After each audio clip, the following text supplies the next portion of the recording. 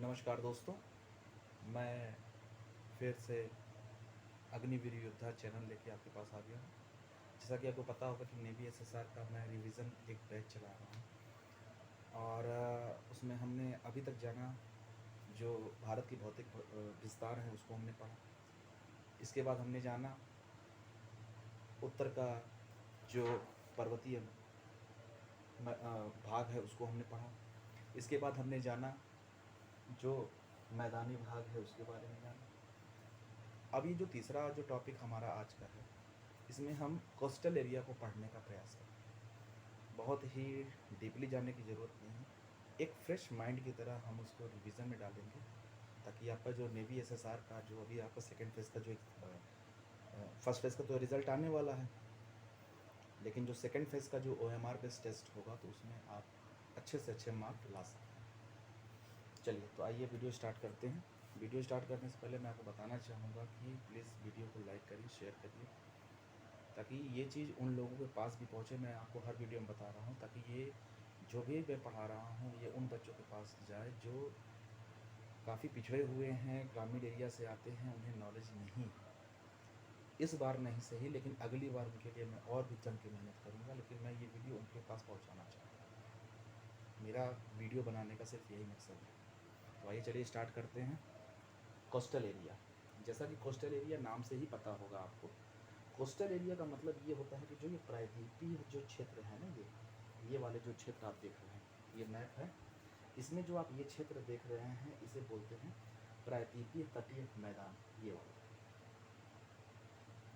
आपने पढ़ा भी होगा, आप क्वेश्चन पूछ देगा कि निम्नलिखित में से चारों तरफ से घिरे हुए भाग को क्या कहते हैं। समुद्र से तीन तरफ से घिरे हुए भाग को क्या कहते हैं।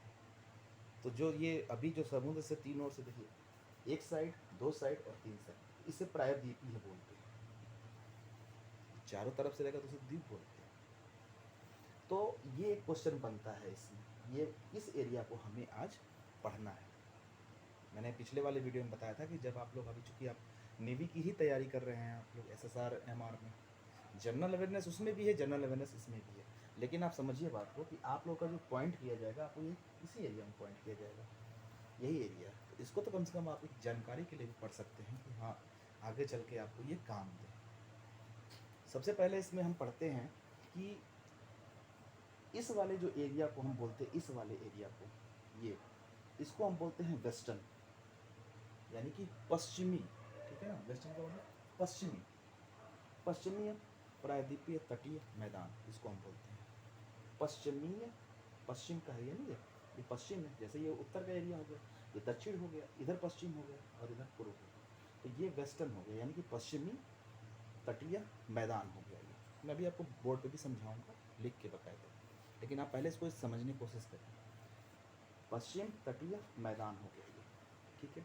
और जो इधर का हो गया ये हो गया ईस्टर्न वाला, ठीक है ना, ईस्टर्न वाला, यानी कि पूर्वी तटीय मैदान हो गया ये तट वाला जो क्षेत्र है। अब इसमें क्वेश्चन क्या पूछता है, क्वेश्चन पूछता है कि पश्चिम तटीय मैदान को कितने भागों में बांटा गया है, कहाँ से कहाँ तक है। या पूछ देगा कि इसमें कौन सा तट जो है वो काठियावाड़ तट है, या कौन सा तट जो है वो कोंकण तट में आता है, कौन किधर पड़ता है, कोंकण तट किधर है, अरब सागर में है या बंगाल की खाड़ी में। इसके बाद इधर से क्वेश्चन आ जाएगा कि जो आपका आंध्र प्रदेश पड़ता है या जो आपका तेलंगाना पड़ता है वो किस तट पे आता है। या ये भी क्वेश्चन पूछ सकता है बंदरगाह से, जितने भी इसमें क्वेश्चन पूछते हैं सारे बंदरगाह से पूछते हैं। जैसे पारादीप बंदरगाह कहाँ पे स्थित है, किस किस एरिया में स्थित है। तो मैं आज आपको इस वीडियो के माध्यम से ही ये सारा चीज़ क्लियर कर दूंगा। बहुत कुछ रटने की ज़रूरत नहीं है, बहुत कुछ रटने की इसमें आपको ज़रूरत नहीं है। तो आइए हम आपको यहाँ से इस वाले एरिया को, अगर आपके पास, मैंने पहले बताया था कि एक आप छोटा सा A4 में या छोटे से में भारत का मैप ले लीजिए ताकि आपको समझने में प्रॉब्लम ना हो। फिर भी मेरे पास एक मैप, मैंने आज एक ले आया मैप, ये आप लोगों के लिए, जिसमें मैं आपको इस समझाऊंगा ब्लैक बोर्ड के माध्यम से कि कैसे कैसे क्या क्या हमें इस वीडियो में पढ़ना है। जैसा कि बच्चों मैंने बताया कि मैं आपको बोर्ड पे ये चीज़ें अभी मैं समझा रहा हूँ। फ़िलहाल में मैं एक ये मैप जो है मैं इसको यहाँ पे रखना चाहता हूँ मैप को, और आप समझिएगा कि मैं आपको क्या बताना चाह रहा हूँ। ये जो मैप है हमारा, ये मैप जो है जो मैप का इधर वाला एरिया है, ये आप देखिए, इधर इधर वाला जो एरिया और मैप का इधर वाला एरिया, ठीक है, एक एरिया ये हो गया। तो इधर वाले एरिया को हम लिख सकते हैं पश्चिम, लिख सकते हैं, ये हो गया इधर अरब सागर, अरब सागर, और इस एरिया को हम बोल सकते हैं पूर्वी, पूर्व तटीय, ठीक है, और इधर हो गया बंगाल की खाड़ी, बंगाल की खाड़ी, ठीक है। पहले आप इसको समझने का कोशिश करिए कि मैं आपको क्या बताना चाह रहा हूँ अभी। देखिए, अगर मैं इस मैप को यहाँ से ले जाके यूँ ऐसे कर रहा हूँ और यहाँ से उठा के यूँ ऐसे कर दे रहा हूँ, और यहाँ पे ये वाला एरिया हो गया श्रीलंका, आपका श्रीलंका। अब इसमें क्वेश्चन कैसे उठाते हैं, अब आप समझिए। देखिए, यहाँ पे है आपका गुजरात, गुजरात, ठीक है। फिर इसके बाद जब थोड़ा सा आएंगे तो आपको मिलेगा महाराष्ट्र, महाराष्ट्र। फिर आपको यहीं कहीं आसपास में गोवा मिल जाएगा। फिर मिलेगा आपको कर्नाटका, कर्नाटक मिल गया आपको, ठीक है। और फिर इधर कहीं आएंगे तो आपको यहीं पे कहीं छोटा सा में ये केरला मिलेगा, केरला। इसकी राजधानी आपको पता होगी, गुजरात की गांधीनगर, महाराष्ट्र की मुंबई, गोवा की पणजी, कर्नाटका की बंगलौर और केरला की तिरुवनंतपुरम। तो ये आपका जो है ये राजधानी हो गई। अब आप समझिएगा कि जो ये पश्चिम तटीय मैदान है, पश्चिम तटीय मैदान, बेटा इसमें गुजरात से लेकर जो एरिया है, गुजरात और गोवा वाला जो एरिया यहाँ तक आता है, ठीक है, इसे बोलते हैं काठियावाड़ा, काठियावाड़ा, ठीक है, इसे बोलते हैं काठियावाड़ा। अभी मैं आपको इसमें बंदरगाह भी बताऊंगा, पहले मैं आपको समझा रहा हूँ। ये गुजरात से लेकर इधर वाला एरिया जो है इसको बोलते हैं काठियावाड़ा। वैसे ही जो गोवा से लेके और जो एरिया आपका इधर आता है केरला के थोड़ा सा इधर बॉर्डर पे, ठीक है, इसे बोलते हैं कोंकण तट। कोंकण, कोई गोवा वो घूमने गए होंगे तो आप देखेंगे कोंकण रेलवे वहाँ पे पड़ता है, तो चूँकि वो उसी डिवीज़न में आता है, कोंकण रेलवे। और जैसे ही आप केरल पे जाएंगे तो केरल वाला तट ही कहलाता है मालाबार तट, मालाबार तट। यानी कि 3 तट हो गए, काठियावाड़ा तट, कोंकण तट और मालाबार तट, ये 3 तट हो गए। अब इसके बाद जो इसमें क्वेश्चन क्या आता है आप समझिएगा। जैसे क्वेश्चन का प्रारूप मैं भी एक साइड का भी करके बता रहा हूँ, ठीक है। क्वेश्चन का प्रारूप ऐसे रहेगा, जैसे कांडला बंदरगाह कहाँ है, कांडला, कांडला बंदरगाह, अगर आपको पता नहीं है तो मैं बता देता हूँ, गुजरात में है ये, ठीक है। इसके बाद जो दूसरा आएगा वो आएगा नहा ओशवा, ये बंदरगाह कहाँ है, तो मैं आपको बता दूं ये भी जो बंदरगाह है ये आपका सीधे महाराष्ट्र से मतलब रखता है, ठीक है ना। मंगलूर, मंगलूर बंदरगाह कहाँ है, तो मंगलूर नाम से ही फेमस हो रहा है कि कर्नाटका में है मंगलूर, मंगलूर, मंगलूर। इसके बाद प्यारे बच्चों इसमें कहीं से कुछ नहीं, मारमा गोवा है तो मारमा गोवा हो गया, यहाँ पे मारमा गोवा, ये बंदरगाह है बेटा, ये सारे बंदरगाह। पहला है कांडला बंदरगाह, महाराष्ट्र न्यू हौसवा बंदरगाह, गोवा में मार्मेगो, ठीक है। तो ये सारे बंदरगाह आते हैं, ठीक है ना। अच्छा, इसमें कुछ क्वेश्चन बेटा ऐसे पूछते हैं, जैसे अगर काफ़ी डीपली अगर जाएंगे तो अब इसमें कुछ क्वेश्चन बन रहे हैं, मैं आपको बताना चाहूँगा।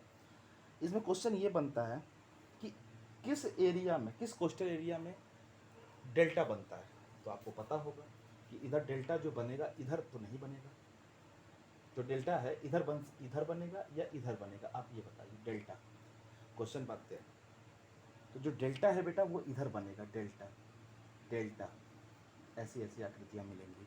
डेल्टा के बारे में मैंने पिछले वीडियो में बताया, डेल्टा जो है इधर बनेगा। लेकिन अगर जो बीच इच वगैरह के लिए प्रसिद्ध कौन सा कोस्टल एरिया है, तो बीच इच जानते हैं, गोवा का बीच, ठीक है। तो गोवा का बीच है तो जाहिर सी बात है कि इधर वाला जो एरिया है पूरा, तो ये जो एरिया है वो बीच के लिए फेमस है।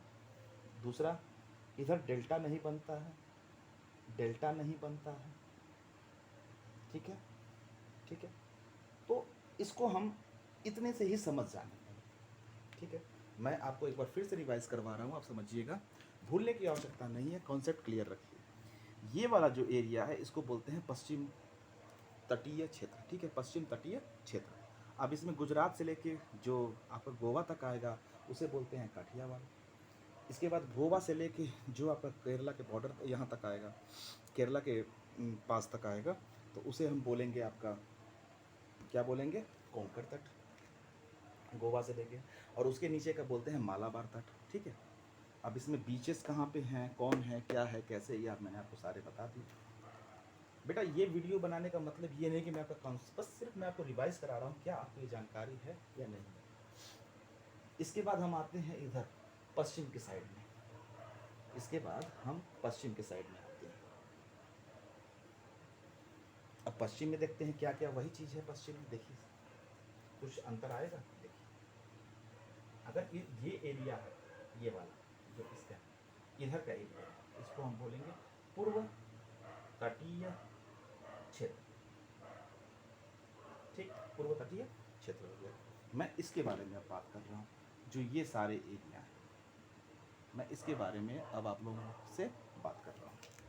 पूर्व तटीय क्षेत्र के नाम से ही फेमस हो गया। अब इसमें कहने का मतलब ये है कि कौन कौन से क्षेत्र आते हैं, फिर मैं वही करने जा रहा हूँ। अगर यहाँ से ऐसे उठा रहा हूँ, ऐसे कर दे रहा हूँ इधर, ये पूर्व तटीय क्षेत्र हो गया।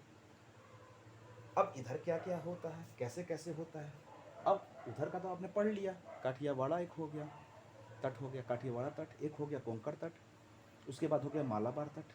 लेकिन इधर भी 3 ही तट हैं, एक को बोलते हैं उत्कल तट, उत्कल उत्कल तट, दूसरे को बोलते हैं आंध्रा तट, ठीक है, और तीसरे को बोलते हैं कोरोमंडल, कोरोमंडल, कोरोमंडल। ये अब मैं आपको बताना चाहूँगा, देखिए जो एरिया जहाँ से हम स्टार्ट कर रहे हैं, जैसे सपोज करिए कि यहाँ तो आपका ये चला जा रहा है ऊपर से, यहाँ पे आपका कहीं यहीं पे कहीं पे यहाँ पे आपका वेस्ट बंगाल है, WB वेस्ट बंगाल।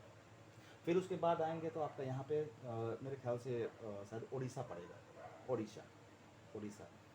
फिर आप नीचे आएंगे यहाँ से तो आंध्र प्रदेश पड़ेगा, AP आंध्र प्रदेश, ठीक है। और फिर उसके नीचे आप आएंगे यहाँ पे ऐसे ऐसे करके तो यहाँ पे आपको पड़ेगा तमिलनाडु। रामेश्वरम मंदिर कहाँ है, तमिलनाडु, ठीक है। अब यहाँ पे क्या, मदुरई में मीनाक्षी मंदिर कहाँ पे है, ये सारी चीज़ें आपको जानकारी होनी चाहिए।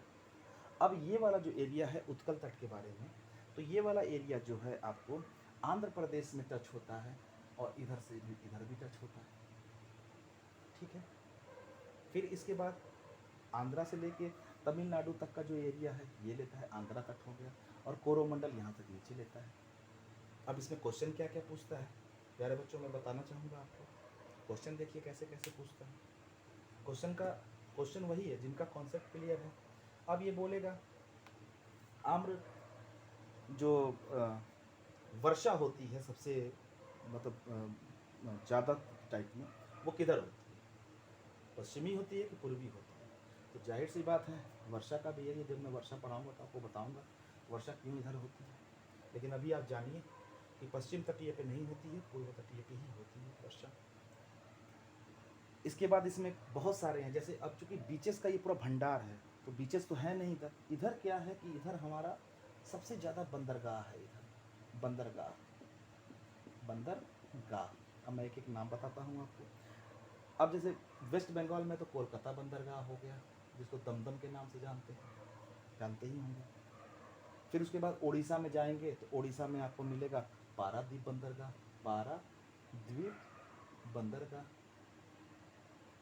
ठीक।